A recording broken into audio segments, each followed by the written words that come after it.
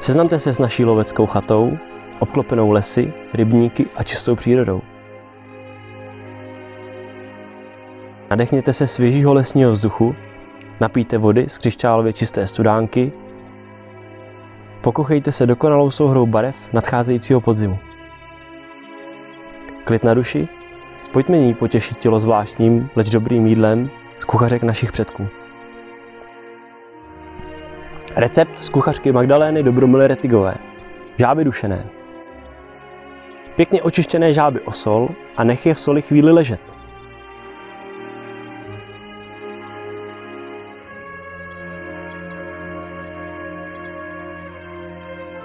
Zatím pokrájit drobně cibulku.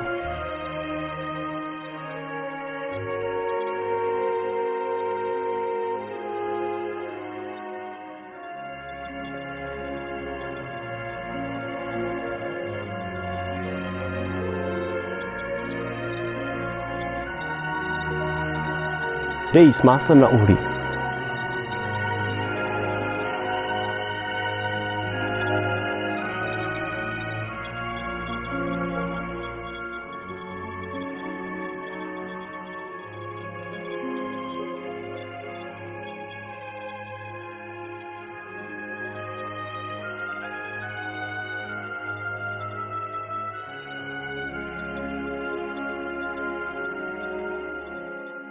Když se trochu zapění, hoď nasolené žáby na něho.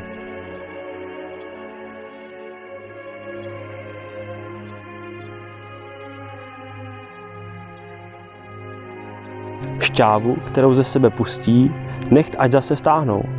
Proto se nesmějí přikrýt, aby dříve vysmahly. Je-li příliš mnoho, trochu odlej. Kousek másla přidej, jakož i krájené zelené petružele.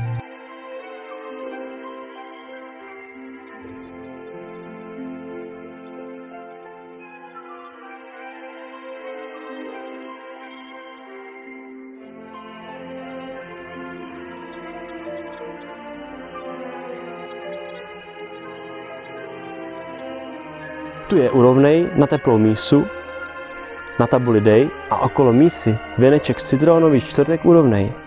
Avšak i bez citrónu. Kdo žáby rád, tak to připravené s chutí zažije.